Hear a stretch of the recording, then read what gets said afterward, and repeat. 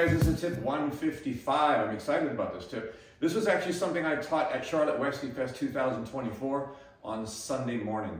We talked about doing endings to patterns to be creative. So this is basically one action you're going to learn, and you'll use the same action to do several different embellishments. So I'm going to turn my back to you, so you may want to get up and do this with me.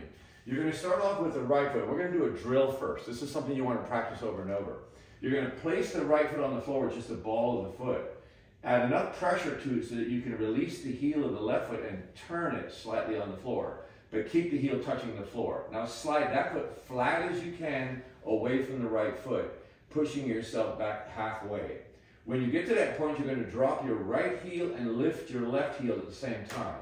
Now you're going to take your left knee and you're going to roll it forward, around to the left, and then put that heel down. And notice I did not move the right foot in the process of that. The last action is to simply take the right foot and cross over the left foot. So now if I do the other side, I would start with the left foot pressing into the floor. And again, I want to turn the heel a little bit and slide it back. And once it gets behind me and I'm flat on the foot, I'm going to switch the heels, bring the right knee over and around, put the heel down, and then cross the left over right.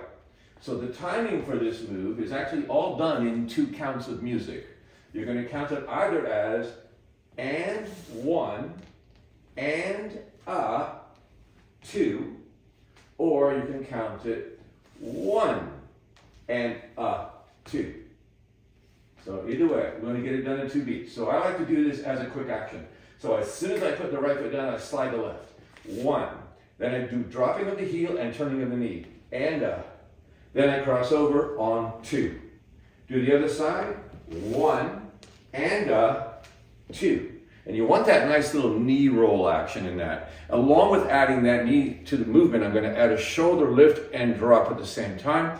That gives it a little bit more flavor. So you can see that from the front view. I'm going to pull the foot out of the way, drop the feet, and then I'm going to raise this shoulder that pulls that knee around and puts it down. And then I'll cross over on top. This is a very cool movement to use. You can use this as a break ending. You can use it as a front triple and a sugar push or the back triple. You can even use it while you're spinning, but you're going to have to make adjustments in where you place the last step. An example of that is if I was a follower and I was asked to do a free spin passing the leader, I would dance my 1 and my 2, and I know he's going to spin me free, so right away I'm going to place my foot and I'm going to pull that foot out, make the turn, and then cross. And then I'll continue to walk to the end of the slot and then collect my feet and go. You're not in any rush. You don't need to do a full-on anchor. You're just styling the actual turn itself. So again, going this way, be 1, 2, and 3, and 4.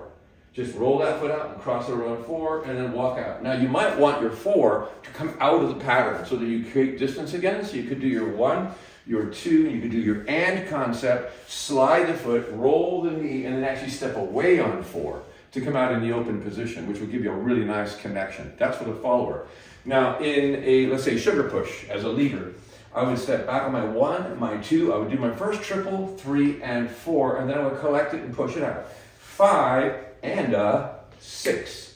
So I make a very cool looking anchor. And now the follower obviously has the same rule. So if she's coming forward on counts 1 and 2, she can place the foot, draw the foot, roll it out, cross it over, and then do the same thing. Draw the foot, roll it out, cross it over. Now her right foot's free. She walks out from behind on 1, 2. Super usable moves. Matter of fact, I love to use that action to start my first count of an underarm pass or a whip.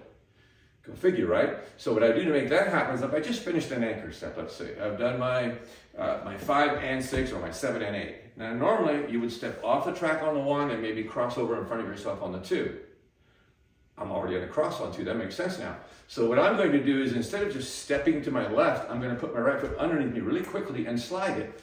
There's my 1 and 2.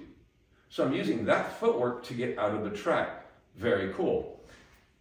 If you do cut-in whips, which is where you would draw the partner behind your back and then you back up and you bring them back into shadow move. I wish I had a partner to show that with you, but I don't. But we're just doing the whip action where you cut into the arm. I can use a part of that action to get myself back inside the arm. So I would do my 1 and my 2 to here. She's behind me. Then I would put my foot down and do the skid, do the over, and I can do the cross and I'd still be out of the way. But that seems like a lot of movement to do in that little tight space. So what I would do is the 1 and the 2, and I would close, and I would skid straight backwards and split. So that gets me back in a position to pull her into shadow position. But using the press slide is a really big plus. We can use it in so many different places in West Coast Swing. So I hope you guys will get out and try some of this. And again, do the drill first. Get to where you can drill it out and cross it, drill it out and cross it, back and forth, and do both sides, obviously, because you're going to use both of them, whether you're a lead or a follow. It's a very